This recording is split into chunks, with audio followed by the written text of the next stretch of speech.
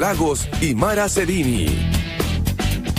Oye, y tenemos una tremenda suerte porque hoy nuestro invitado nos acompaña de manera presencial, ¿cierto? Y está contento. Estamos, por supuesto, con nuestro querido Sergio Muñoz Riveros, escritor, analista político y también parte de la casa. Sergio, ¿cómo estás? Bienvenido, llegó la hora. Estoy muy bien, es un gusto estar con ustedes de nuevo.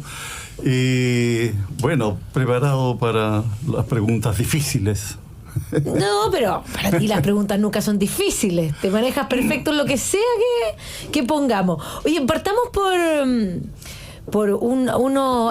estábamos, bueno, en el editorial José Francisco menciona a los aliados del presidente, a este grupo, digamos, los fuertes seguidores, ampliamente representados por el Partido Comunista, y han habido unos fuertes desacuerdos en torno a las declaraciones. Tú publicaste una columna también respecto a la relación del Partido Comunista chileno con el Partido Comunista cubano y las declaraciones acerca de la democratización que hizo el presidente hace un par de semanas atrás. ¿Cuál es esta relación y cuál es el impacto que tiene en nuestro país? Yo creo que es como para preocuparse. Los términos en que lo plantea el jefe del Partido Comunista, Carmona, de una relación estrechísima, él da a entender que una crítica al régimen cubano es casi un ataque directo a ellos, a los comunistas chilenos.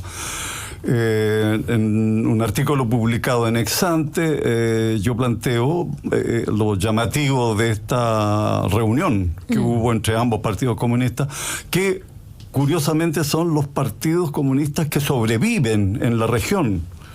En la mayoría de los países han desaparecido, son fuerzas muy minúsculas. Y ambos en el poder, en el gobierno, claro, por distintas vías, naturalmente.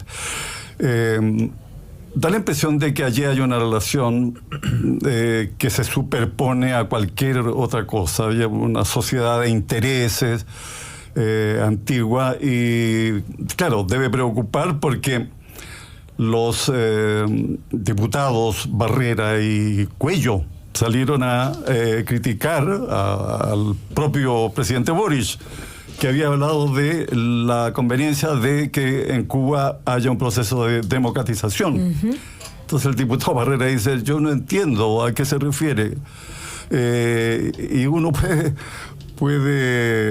sorprenderse por esto, es decir, ¿cómo no distinguir entre dictadura y democracia? Primero, es decir, ¿cómo no va a ser clara la diferencia, claro, ¿verdad? ¿Cómo no querer para los cubanos las libertades que tienen los chilenos?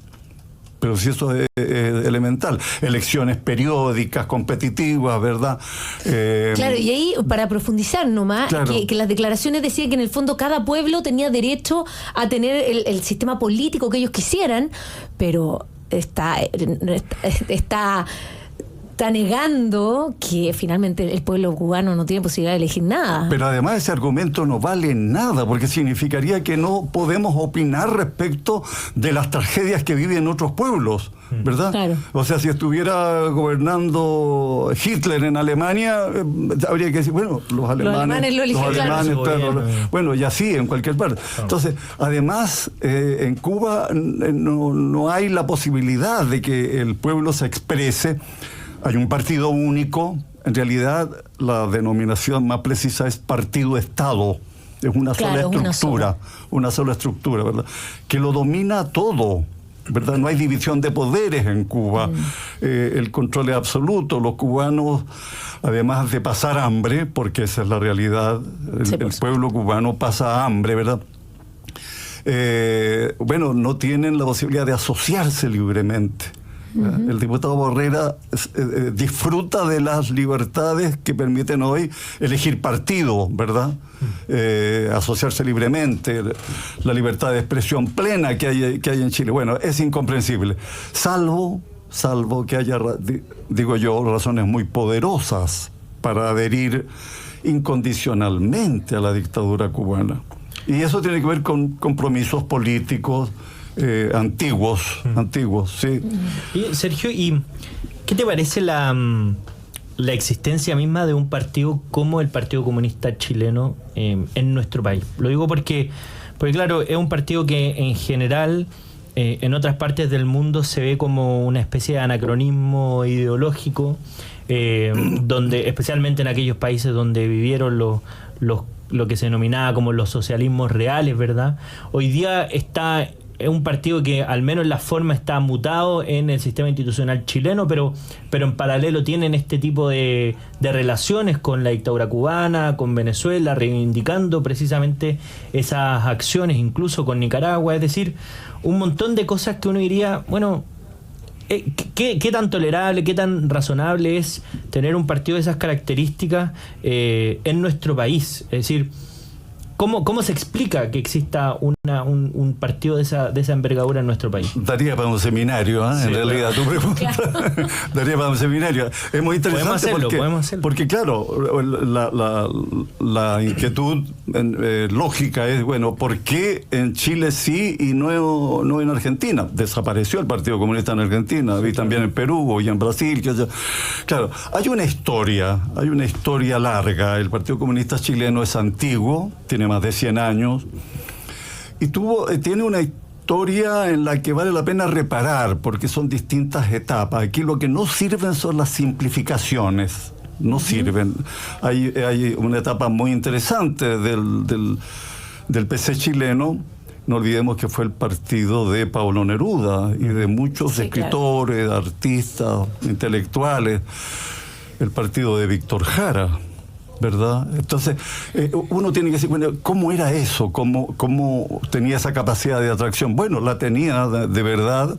Es un partido en los años 60 particularmente, que es la experiencia que yo conozco directamente. Es un partido que va apreciando el valor de las libertades por haber sufrido persecuciones.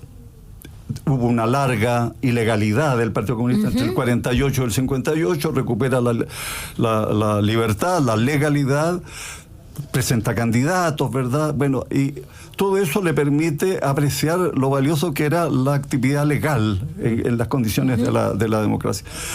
Bueno, pasaron muchas cosas, ¿verdad? Y vino el desastre del 73. Primero, el primer desastre fue el gobierno de la Unidad Popular, y después el segundo desastre, la dictadura. Están completamente unidas ambas experiencias. Ahora, el Partido Comunista sufrió, como el resto de los partidos de izquierda, una represión muy dura. Eso hay que tenerlo presente, a la vista, ¿verdad? Naturalmente. Muchos militantes, dirigentes del Partido Comunista fueron asesinados. Y por lo tanto, claro, todo aquello también generó solidaridad, ¿verdad? Los hijos de los desaparecidos, por ejemplo, muchos de ellos familiares, se han sentido cerca de este partido. Ahora, creo que este partido involucionó. Y la palabra que yo he usado en algún escrito es que se cubanizó, y eso es lo que da pie a la experiencia de la lucha armada, del Frente Manuel Rodríguez, todo aquello.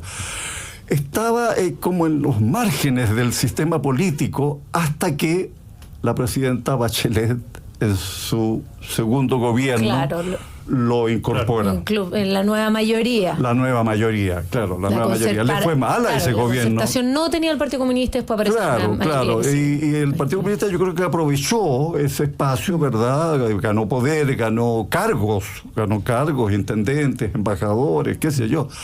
Creció su poder parlamentario. Bueno, pero ahora estamos enfrentados a este nuevo gobierno, ¿verdad?, que tiene bajo apoyo, como acaban de recordar ustedes. Y yo creo que allí la actitud, las posiciones mantenidas por el Partido Comunista en el último tiempo perjudican al gobierno. perjudican. Por eso es que a mí no me convence esa interpretación de que el descenso tiene que ver con que de parte de la izquierda esto de que Boris se distancia del perro matapacos, por ejemplo, tendría un efecto. No, yo creo que hay muchas razones, muchas causas, ¿verdad?, de distanciamiento, de desafecto respecto de este gobierno, entre otras cosas, la actitud del Partido Comunista. Sí, estamos hablando con Sergio Muñoz Rivero. Sergio, en este mismo ámbito de las relaciones del Partido Comunista chileno con los partidos comunistas internacionales, sabemos que está muy relacionado tanto con el Partido Comunista cubano, como también están muy relacionados con Venezuela. Y sobre todo considerando que el Partido Comunista hoy día tiene posiciones claves en el gobierno chileno, como por ejemplo el Ministerio de Defensa. ¿Cómo ves tú las implicancias de estas relaciones con estas dictaduras? Sabemos que de Venezuela vienen bastantes bandas de crimen organizado.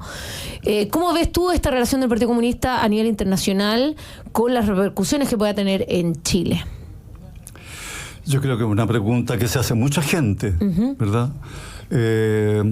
Y es explicable la inquietud. Estaba recordando que en un último ajuste de gabinete, el presidente Boris tuvo la idea de designar como subsecretario del Interior, o sea, en el cargo que ocupa Monsalve, a un dirigente comunista, el actual ministro de Educación. Nicolás Cataldo. Claro. Recordemos, fueron los tuits que aparecieron. Yo no sé qué consideraciones hacía, francamente. Además, una de los funcionarios respetables, ¿verdad?, de este gobierno ha sido precisamente Monsalve, que en general ha estado haciendo o tratando de hacer bien su trabajo. La preocupación esa es válida sobre todo por... Vimos actuar de manera muy sugerente, muy reveladora al Partido Comunista cuando se produce el asesinato del teniente Ojeda, el ex militar. Porque la manera en que tuvo las características del secuestro y rápido asesinato de Ojeda, que era refugiado político en Chile. Bueno, hicieron pensar de inmediato a mucha gente que aquí estaba el largo brazo del régimen de Maduro. Hoy día esa percepción primera es compartida por la inmensa mayoría, ¿verdad? Bueno, ya incluso hay como datos suficientes de que los autores del asesinato ya estarían en Venezuela, ¿verdad? Claro. Como que se habla de la posibilidad de pedir la extradición, todo eso. Por lo tanto, la inquietud es muy válida. ¿Qué tipo de relaciones, verdad, oscuras o francamente oscuras ha establecido el PC chileno con el régimen de Maduro, como para salir a defenderlo en esa circunstancia? Y ahora, hay que decir que el régimen de Maduro no se explica, ¿verdad?, sin el padrinazgo del régimen cubano. Se sabe que cuando Hugo Chávez estaba muy enfermo y tiene que definir el sucesor, ¿ya? La opinión de los comunistas cubanos fue determinante para designar a Nicolás Maduro. O sea, Maduro era un hombre de confianza del régimen cubano. Había hecho cursos políticos, qué sé yo, en Cuba. Entonces, hay allí una relación muy estrecha. Vamos a ver qué pasa en Venezuela. La elección, a lo mejor, esta elección podría dar una sorpresa, una completa sorpresa. Ha crecido enormemente el apoyo al candidato opositor. Yo hice una pregunta en un artículo anterior a propósito de todo lo que nos está pasando. ¿Cuántos delincuentes envió el régimen de Maduro a Chile? Tremenda. ¿Cuántos? Porque aparecen por tantos lados. ¿Verdad? Bueno, y aquí viene, por cierto, el recuerdo del 2019. en algún momento tendremos que saberlo todo sobre el 2019. Y ahí hubo, creo yo, mano negra extranjera y la mano del régimen de Maduro y por lo tanto probablemente del régimen de La Habana. Entonces es como para inquietarse, sí, es como para preocuparse. Sergio Muñoz Riveros, con quien estamos conversando, destacado columnista, a propósito de lo que comentabas también, la aprobación de este gobierno. ¿En qué momento crees que está el gobierno? ¿Por qué te parece que se rompe esta base de apoyo? ¿Cuál te parece el rol del Partido Comunista en esto que habíamos dicho que eran, al principio hablábamos de las dos almas del gobierno, pero pareciera que hay más almas ahora, cada cual más conflictuada entre sí, pero vemos que el Partido Comunista al menos actúa como socio mayoritario en esta alianza de gobierno. ¿Cómo ves tú hoy día el gobierno del presidente Boric? Lo veo mal, bastante mal, con muchos problemas, con muchas dificultades. Creo que el mayor desafío que tiene, en realidad es una verdadera prueba de fuego que tiene por delante, es cómo va a enfrentar el reto terrorista abierto, declarado en la macrozona sur. Ya las cosas pasaron a mayores, el asesinato de los 3 carabineros, ¿verdad?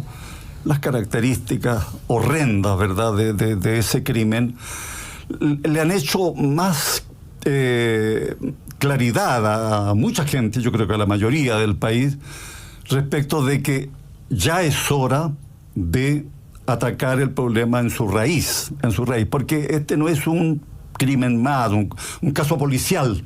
Un caso policial que hay que seguir a los posibles culpables, ¿verdad? Y llevarlos a los tribunales. Claro, eso hay que hacerlo naturalmente, pero esto es mucho más.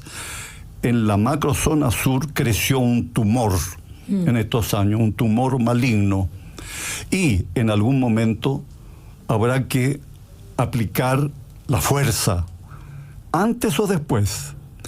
Si se prolonga esta situación, si no se toman las iniciativas correspondientes, va a ser peor, va a ser más complicado. Pero lo que hace falta, más que declaraciones, ¿verdad?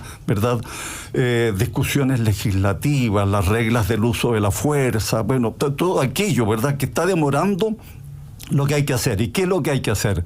Desplegar en la macrozona sur toda la fuerza del Estado. Es decir, eso significa un plan operativo en que las fuerzas policiales y las fuerzas armadas tienen que atacar a los lugares precisos donde están los grupos armados, desarticular a los grupos armados de esa zona, capturar a los cabecillas.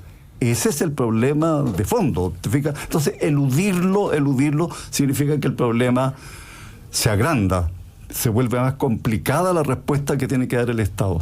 Claro, pero desde esa perspectiva, un gobierno que ideológicamente no le calza esto, lo que va a generar precisamente es que esto se vaya y se patee hasta un próximo gobierno. Claro, después, como irán así, son igual de como oposición que como lo fueron la vez anterior, al final este va a ser un tema sin solución. Pero la pregunta que hacía José Francisco, bueno, y respecto de cómo pierde apoyo este gobierno, el precario apoyo que tiene.